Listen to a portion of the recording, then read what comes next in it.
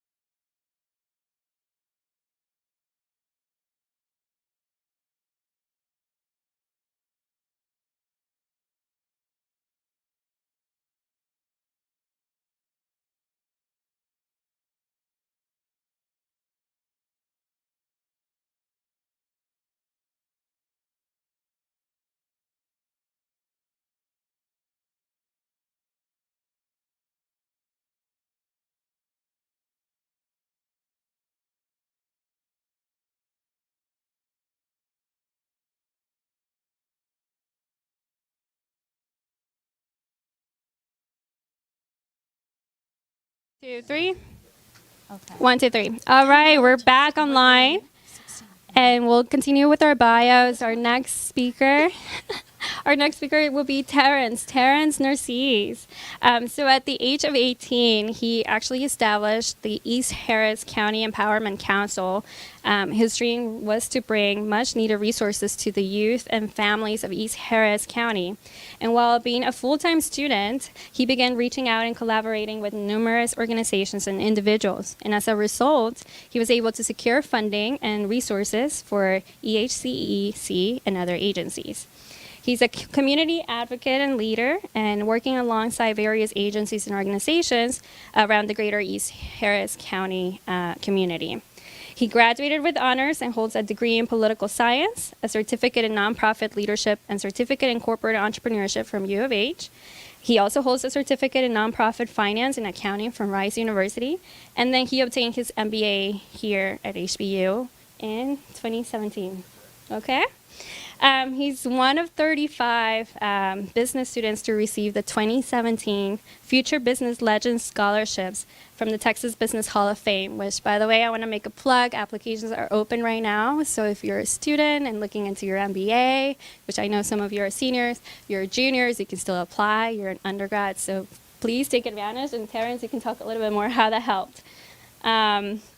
And then, in 2021, he was also named as the Texas State Board of Education's Heroes for Children. This award recognizes 15 individuals statewide and who has served and supported their local school community, the staff, and most notably, the students of Texas. So let's give it an applause to Terrence, another rock star. All right, next is Anne. She's a philanthropist and brings in the perspective of how to start with a franchise. She's an agency owner of the State Farm Insurance Brokerage Firm. And then when Anne's mom moved to the U.S., you were 8 years old. And in her childhood, she saw her mom just work really, really hard, and it was, very independent, self-sufficient, who was always helping others, not just her family. And so this influenced Anne to really support women business owners like her mom with a passion to giving to the community. When you were 25, Anne personally sponsored a child from the Philippines, and over the years volunteered a great deal of her time working with several different organizations. Not only does she have an insurance company to run, she also runs a nonprofit called Girls Minding Business. Yes, queen. Hashtag. Yes, hashtag Girls Minding Business. Her Galentine's is happening this Saturday, by the way, so she can tell us a little bit more about that. But so this foundation provides charitable programs, mentorships, development workshops, and just to assist young girls and women in becoming business leaders. Anne believes that this charitable foundation will help empower women of all backgrounds and ethnicity to make a more positive impact and contribute to our community.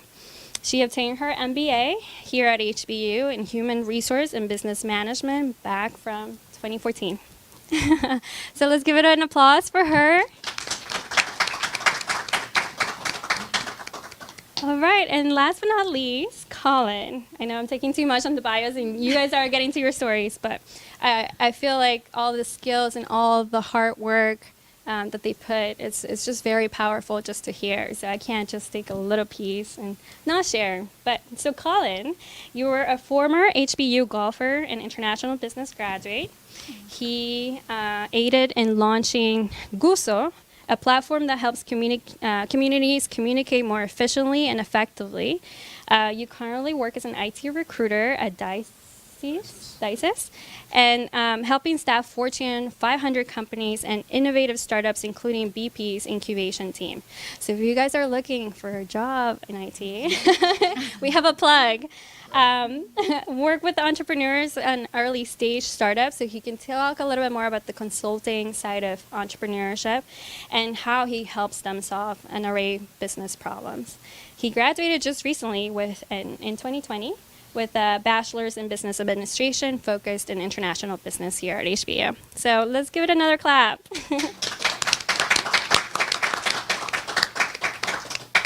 All right, so that's a lot of me talking. Now it's really getting to the real, and we'll get started with Paula. Okay, thank you, Brenda. Should I speak into this? Yes, please. Okay, I'm going to shift it over a little bit to me and the heart that I'm holding. So thank you for having me. Happy Entrepreneurship Week. I am so proud of all of you for being here. As students, if you self-select yourself into these types of activities and platforms, it shows that you're really forward thinking, strategic thinking, so I commend you. And that's a good step one, information gathering. We never stop learning, okay? So I think Brenda did a great job with my background and what I do now. You can look it up on our City of Houston website. I give business grants and I give business loans. But I really want to focus on you today because my understanding is that you are all, a lot of y'all seniors, and you're thinking about your next steps. And I just want to, I think, talk about some of my experiences, but really focus on the takeaways that I can give you from those for the position that you're in now. And so the first thing is, you heard from my bio, I went from English and Spanish literature to law to political science to master's to a PhD. And the point that I want to take home with that is that nothing is path dependent for you. Okay, you are not going to be, bound to your next step. You can use your next step as a stepping stone. So for those of you who are considering entrepreneurship, but maybe you don't have the capital right now, right? What you need to consider is, how do I eventually get there? Where can I get a position where I can sharpen some of my skills that will eventually serve me as an entrepreneur? Many of which you probably have been studying, right? So nothing in your life is ever a waste. It's all a learning journey, and it all kind of starts to aggregate. And so that's one takeaway. And don't be afraid to take a step that it will lock you into anything. Okay. Sometimes a very powerful step is taking a step that tells you, this isn't what I want to do for the rest of my life. Me in the legal profession. Okay. And I'm glad. Okay. Number two, I am not an entrepreneur. I really admire entrepreneurs, and I work with a lot of them in the service of my life mission, okay? My life mission is to extend equity. So when I was a researcher, when I was pursuing a PhD, I really cared about how can government institutions help the minority grievances and the women's grievances that they may have against their government, against their country, and that statistically we know lead to civil conflict. That is still an interest of mine. I still care about how do we empower minorities and women. And so for economic development and entrepreneurship, that's a huge one, right? There are some disparities, which I think are just important to accept. For example, we know that ethnically black names get lower rates of loan capital from banking. And that's why we've seen this rise up of nonprofit lenders, okay? So these are realities that are important. I want to make sure that I acknowledge them, because that's what my wonderful team and I are working on addressing by providing that capital. But the takeaway from that is that there's a landscape out there, if you do have entrepreneurial dreams, of resources that are literally designed to address some of those disparities and to help you where you are. So we have entities like mine, but even better, the Small Business Development Council, okay? Wherever you go, you can find entities like the SBDC that literally provide free business consulting to you across so many different types of topics, be it marketing, be it business plan design, because if you're opting to embark on a business plan, you really need to have a sense of the market that you're trying to enter into. You need to have a business plan, and these things take time. And don't hesitate to ask for help. Don't hesitate to lean on the resources, right? I don't know about your culture, but in my culture, sometimes Latin culture, we don't ask for help. We don't want help, and we think that help is not for us, okay?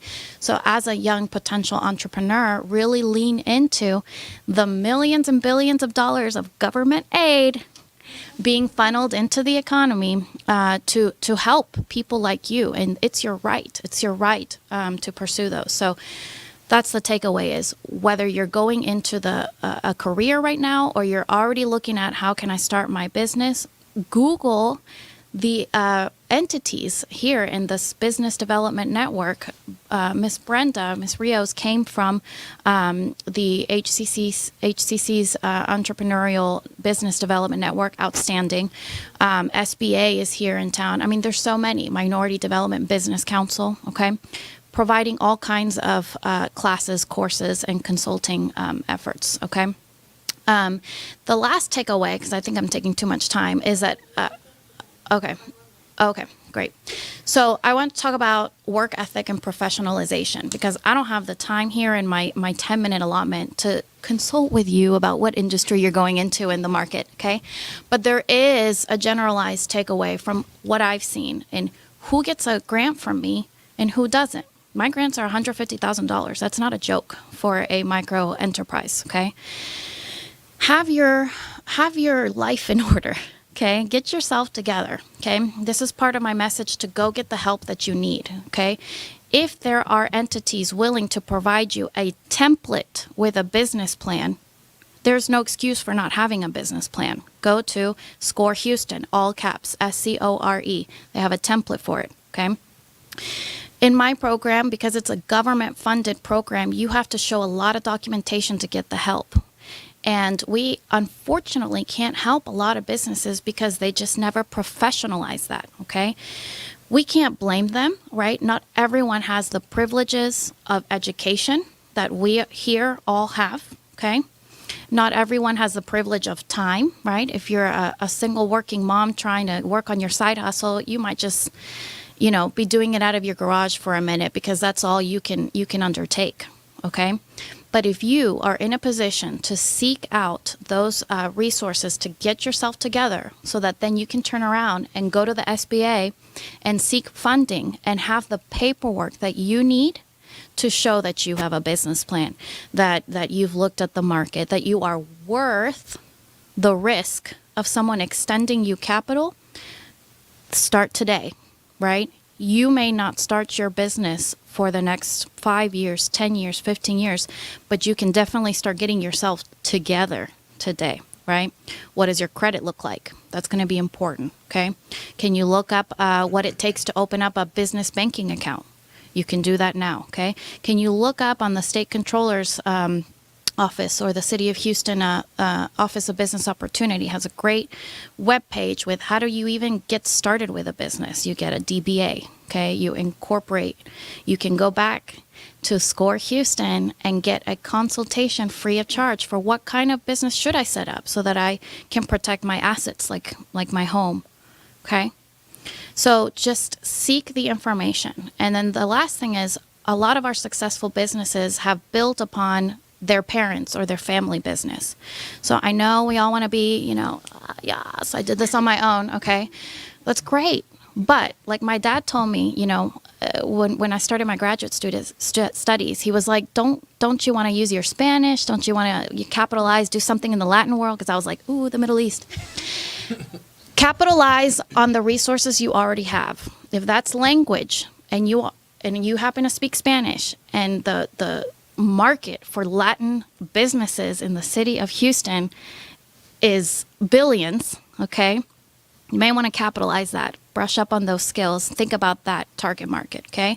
If you have a family business that's your parents, your uncle, someone, okay, and y'all get along,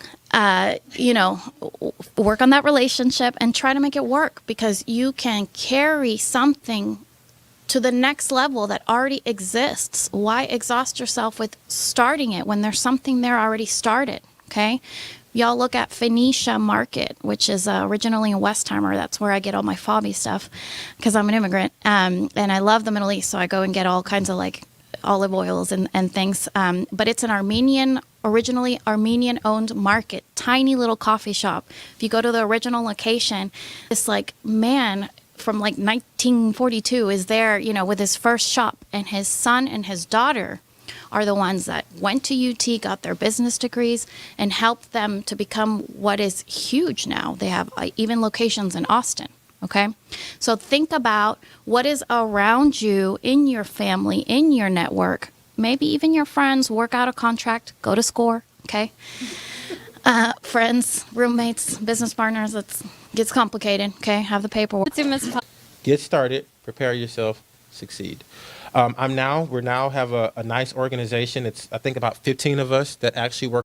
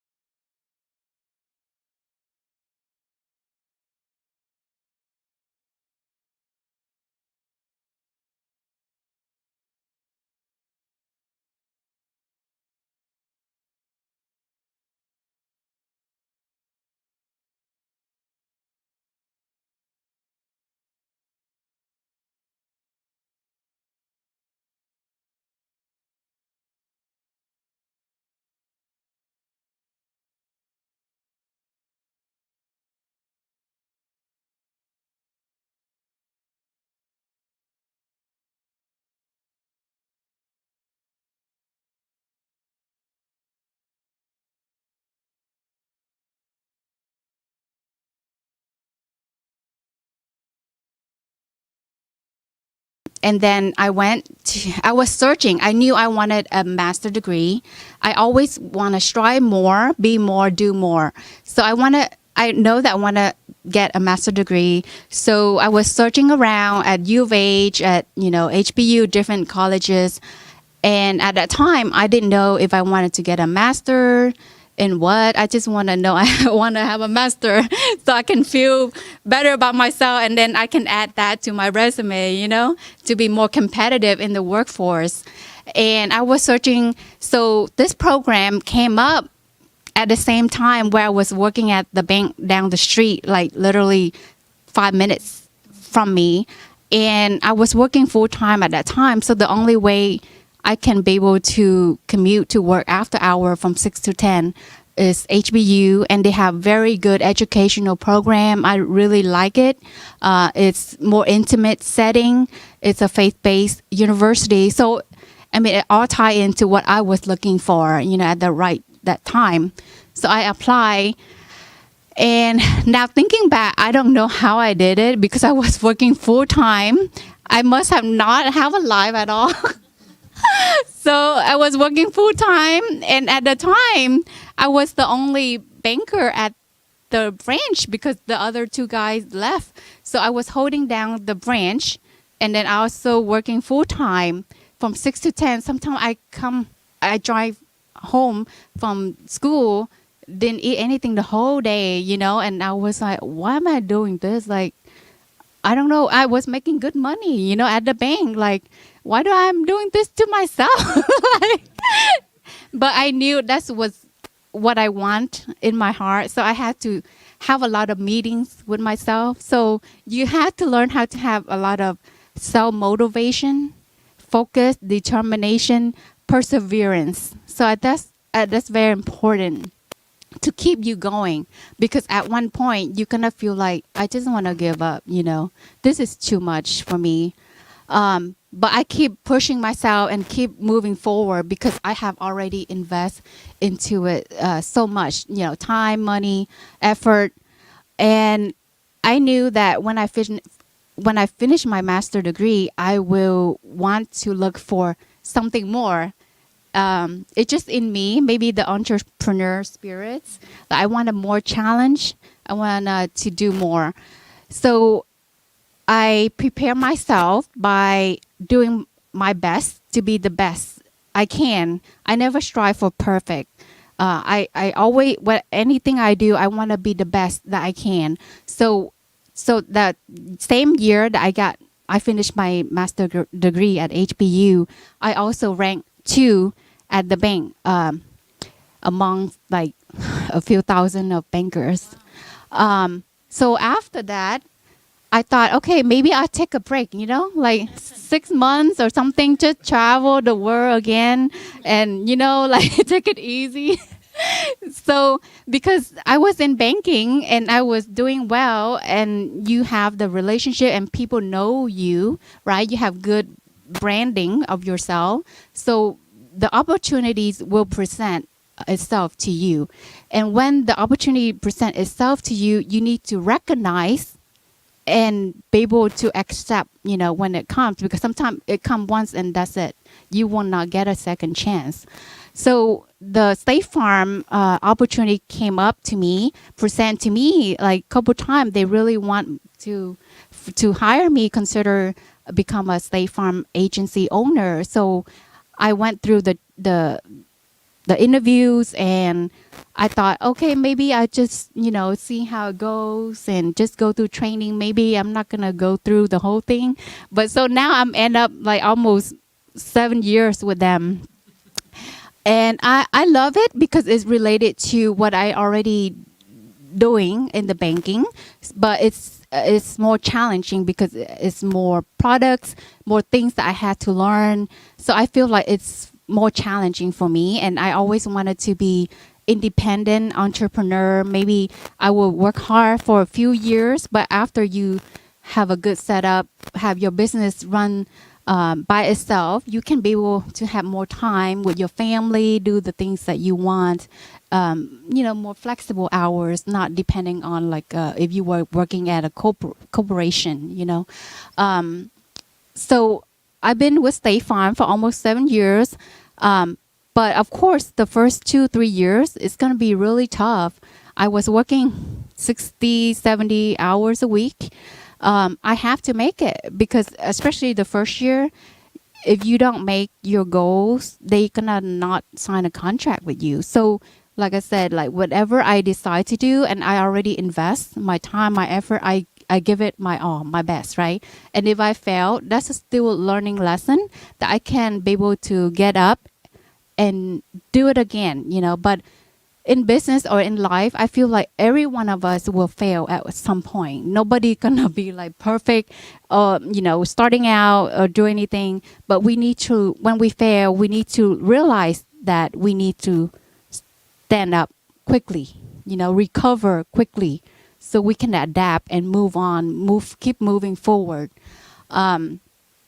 So after I excel with the State Farm, now I have an agency, be able to run by itself, successful, and I always involved in the community outreach. Being that I was working the bank, we had to do a lot of community relationship building, and also with State Farm, it's also a corporation, and they would love for us to come out to the community, right? So you can be able to give back and also to recruit more customer, right, with any business. But for me, in my heart, I always wanted to do something that I can be able to contribute more in my space that I know well, right? So in the business and in finance. And I wanted to help more women become more successful if they have that in them, and they just need someone to help them, guide them, to give them resources, a platform, a community. That's why I created the Girls Mining Business Foundation, where you can be able to, after you finish your college, you want to have a community of already successful business women willing to be your mentor in whatever the industry you're interested in. They can share, or you can get experience at an intern, so you can learn and not having to pay out of your own pocket, because if I knew, I would have just become a State Farm agent first, right? Working under someone, learning everything before I just jump out and open my own agency, because of course it's going to be more risky, right? So that's why I just wanted to give back more, and I do travel a lot, and I do see that a lot of women still in poverty and still need help. So right now it's way, from where my goal is, but eventually if I be able to accomplish helping women in the Houston, I like to go to the state level and also other countries. I that's within my heart, but I know it's gonna be a lot of work. It's not easy, like you say. It probably more is harder than a profit business because it's non-profit. But since I have the experience as a business owner, most of the things can be able to help me leverage to run the nonprofit. And right now, because of COVID, we've been slowing down with our, in-person webinar or seminar, but now we starting back again. So if any one of you would like to join or become a member of Girl Mining Business, you can visit our website. And this Saturday, we actually have an event for Galentine's. We're going to have 3 keynote speakers to talk about 3 most important topics in business. And then we have a panelist of successful established business women in Houston to share their experiences. And also we're going to have some fun, like a fashion show. And Rose Goes, actually, Annie, she's in the back. She's one of the member of Girls Mining Business. She's doing her fashion show, launching her own business attire clothing line. And we're going to have vendors there because we wanted to also help the business, women-owned businesses in the community to showcase their business. So and it's for guys and girls as well. So if anyone would like to come and have some fun educational event, so please, we would love to see you there. And also with the State Farm, if any one of you interested in learning how to become an insurance State Farm agency owner, or just want to learn about how a business run, I'm actually hiring right now. So you can more than welcome to reach out to me, and I'll be able to give you more details on that. All right. Well, let's give it a clap. Actually, before we go to our next panelist, I wanted to say, Houston, out of all of Texas, really Houston is one of the smallest percentage and female-owned businesses. And so what you're doing, Ann, is impactful because we do want to change that. Houston being one of the biggest cities in Texas, it's a little bit odd that we don't have a high percentage of women-owned businesses. So thank you, Ann, so much for your work on this. All right. And last but not least, we have Colin. We can change the screen. And Colin, please share us your story. Sure. So yeah, thank you guys for being here. I, unlike a lot of these, my fellow panelists, I do not have an MBA or a PhD, but I graduated from HBU in December of 2020. I graduated with international business. I played golf for 4 years. I stayed for an extra half year. I had a lot of great experiences here. I think that the biggest thing that I can provide today is you guys just listening to my story and really just kind of seeing how what it's like trying to find a job after college, and kind of learning from my experiences because it wasn't easy when I graduated. I didn't know what I wanted to do. That was something that really plagued me for a while, was just like thinking about that for so long, and I was very stressed about what I wanted to do, and a lot of things just didn't sound interesting to me. I'd taken a bunch of classes, obviously, and I knew I didn't want to do accounting. Sorry for for any of you guys that love accounting. I knew I didn't want to do that. So there were things that I knew I didn't want to do, but I just had to start somewhere. I had to get my start. And so, one of the first things that I did was, while I was in college, I realized that golf wasn't really an option for me after college. I had a good first freshman year, and then everything kind of went downhill after that. I'm like, all right, I need to buckle down and figure out what I want to do. And so I started by just, seeking out any opportunity I could find. Honestly, the first opportunity was just kind of by happenstance. I met a gentleman at my apartment complex, and he was like, I need help with my business. I'm trying to retire. I'm doing this pool service. I'm getting older, and I can't do this job anymore. So I really want to take this experience that I have, like 20 plus years in construction, and put it to good use. So I was like, okay, sure, yeah. Let me take a look at your financials and see how I can help. So I did that. I helped him grow and expand his business. We changed many different things throughout the business. He was overpaying a lot of contractors, and so we hired on a full staff for him.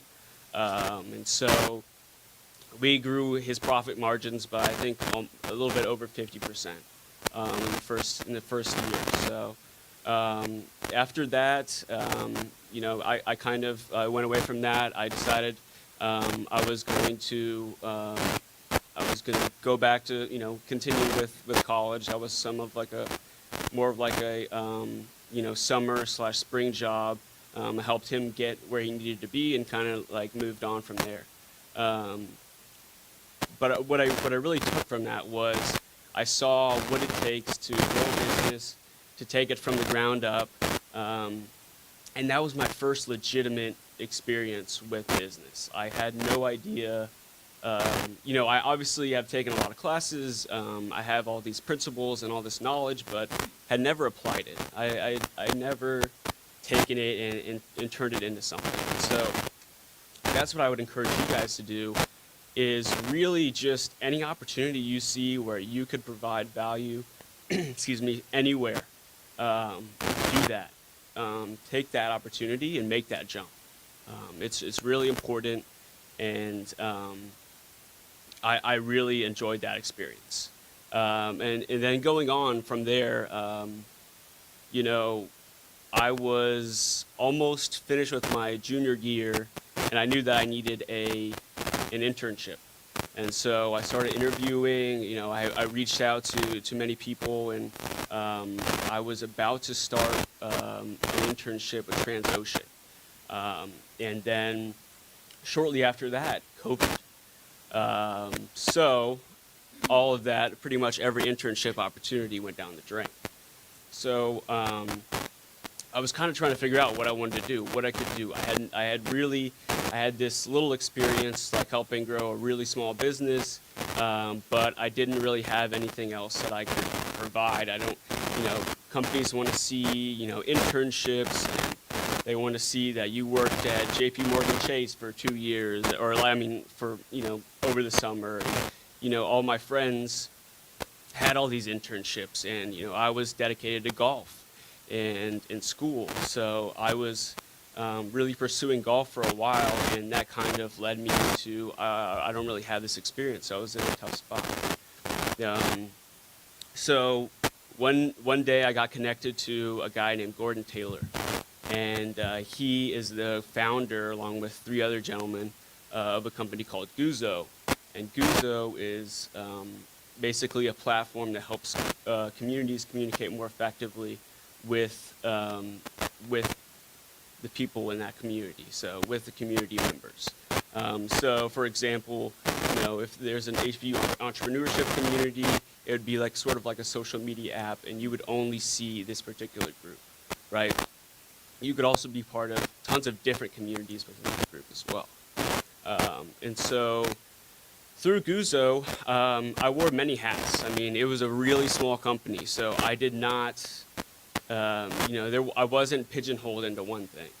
And I really liked that. I really liked being able to see all aspects of the business, and also just getting able to experience talking to CEOs and talking to people that I would have never even thought I could talk to before. The San Antonio Spurs, the City of Houston, Department of Neighborhoods, lots of nonprofits that we worked with. A nonprofit called She Leads Africa, and so that was a really, really good experience for me. I ended up, so that job was actually an internship, so it was unpaid, and so I got all this experience, and luckily my parents, they helped me out, and I understand that I'm privileged, and not everybody has a chance to do that, right? But if you do have the chance to do it, please take that opportunity, and you could also do that and other things at the same time as well. So yeah, moving on, I guess, from Guzo, I realized I needed a job. I have student loans. I got things I need to take care of.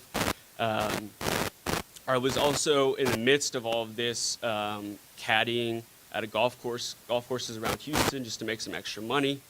And I ran into a gentleman at one of the courses around here, and he actually offered me a job, and I took that job. So now I'm at Dices. And Dices is a staffing company.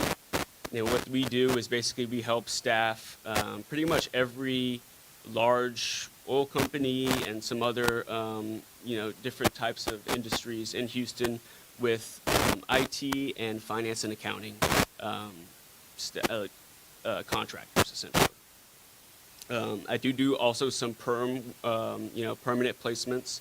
But really specialize in mostly contract. So working with Shell, currently working with British Petroleum. They have a new incubation lab that they're kind of starting up right now, and they're trying to stand up multiple billion-dollar businesses so that they can basically support their initiative to go carbon neutral by 2050. So, sorry, Well, this is a really good time maybe for questions in the audience. We kind of wanted to phase it back into what you guys are thinking. I mean, this is for you. So any thoughts, ideas, questions that you want to ask to our panel? Sure. Is there any cybersecurity positions open for any firm that you know of? Yes, we have multiple cybersecurity, like multiple firms that hire cybersecurity people. I will say that one of the issues with what I do, and I love to help people because I was in the same position. So anytime I can offer somebody an entry-level role that's just looking to get their start, I would do that in a heartbeat, right? I have two entry-level roles open right now. One of them is not a cybersecurity role, but you can talk to me after, and I can get your information, and we can connect, and I can help you in any way. So. Awesome. This is a question for Anne. I just recently accepted a job offer over at Frost Bank as an associate relationship manager. I'm a business finance major here. And I've noticed that within this career path, as we started off as a financial analyst for kind of your first year and a half, 2 years. And then there's a lot of recruiters in regards to investment banking that they kind of pull from, different commercial banks as well, maybe different investment firms. But for you, though, kind of going through that journey from banking to where you are now, could you just kind of give me a little bit of hindsight of what you were kind of doing for your bank? I don't know if you're in the same realms or with the different opportunities that led you different places where you might have not ended up being at State Farm, where you could have just been at a different company or...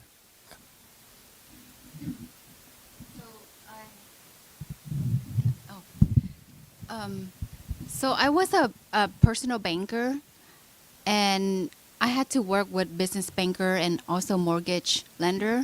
But in that space, I do multitasking in a way they do expect you to learn. You're not specialized in that area, but I kind of learned everything because at one point I was basically the only one. But to your point, are you trying to figure out what position you want to get into?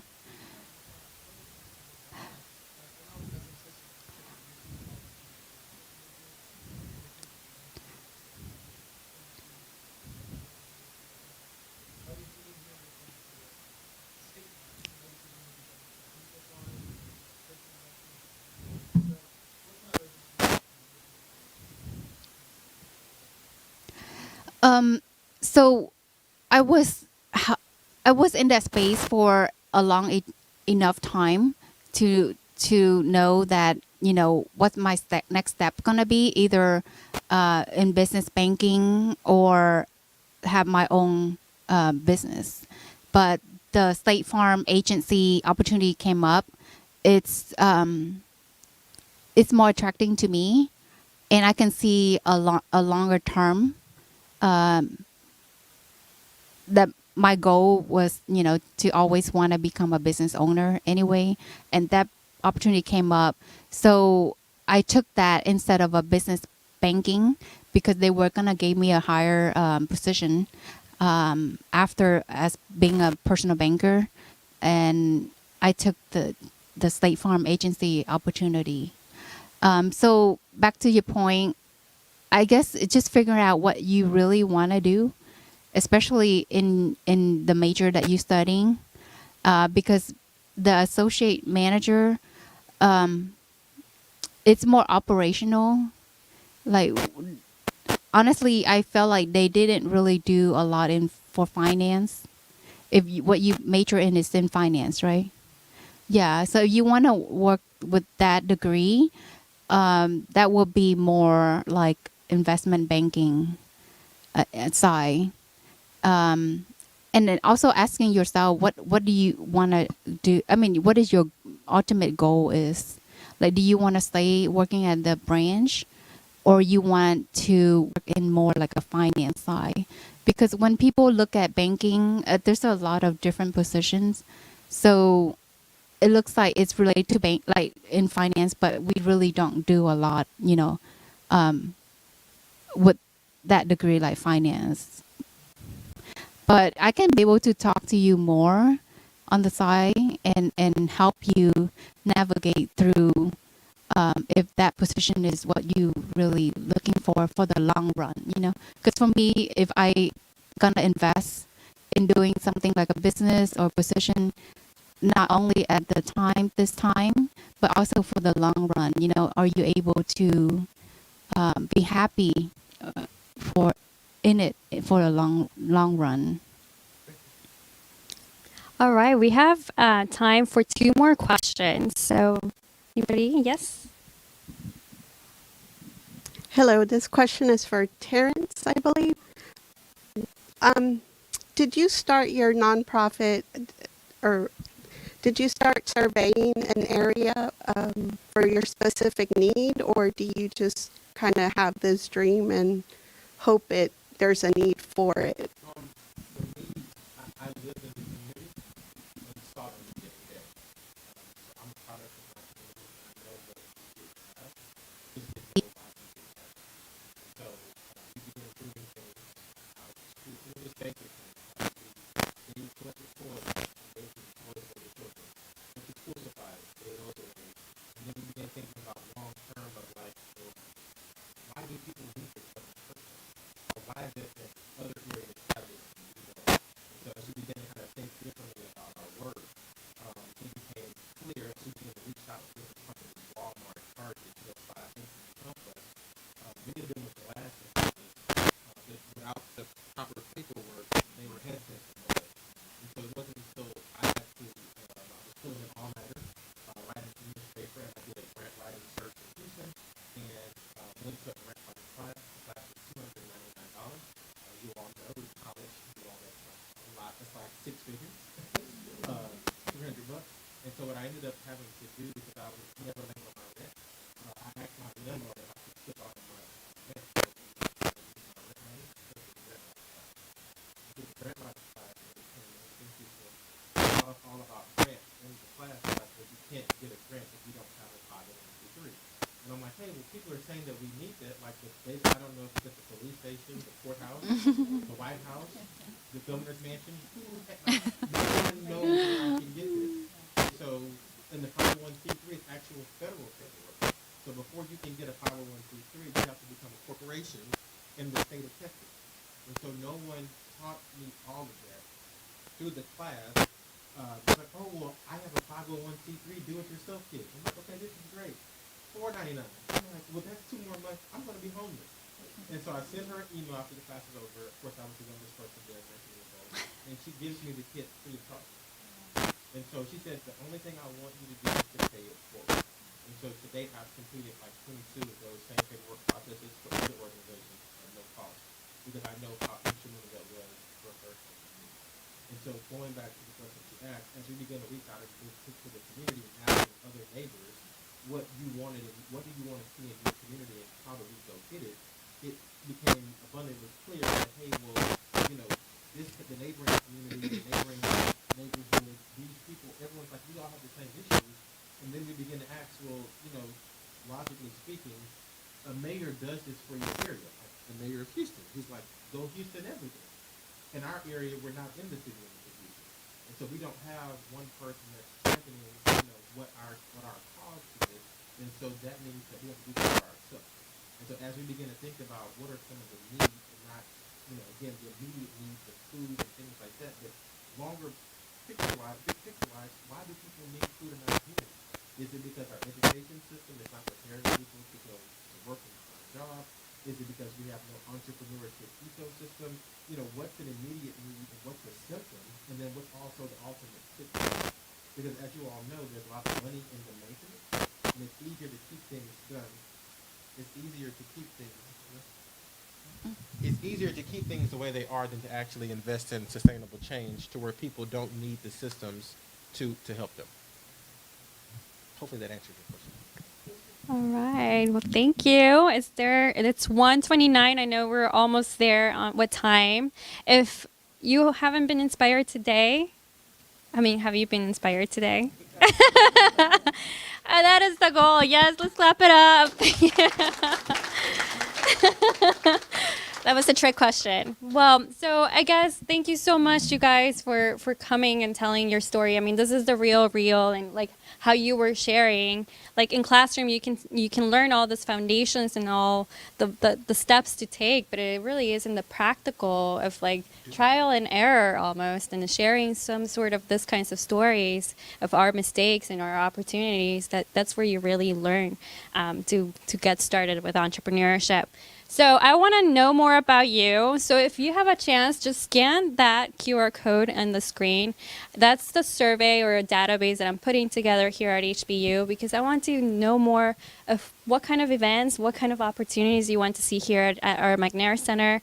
I mean, our panel speakers, won in our first event here for the spring, but I want to create hackathons and bentathons, things that actually will give you those skill sets that you need before you graduate. And then once you graduate, how can we plug you in to also help our community? So please make sure not to leave without doing that QR code.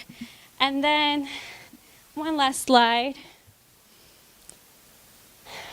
We support entrepreneurs, and this is with National Entrepreneurship Week. Started yesterday. It goes all the way until this Sunday.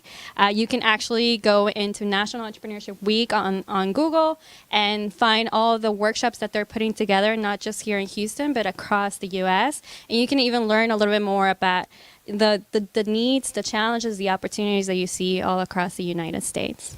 So with that said, thank you. Thank you so much.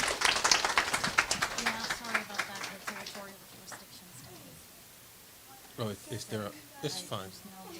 Because, you know, we don't pay taxes, so, I mean, but because I want to know who's your counterpart. So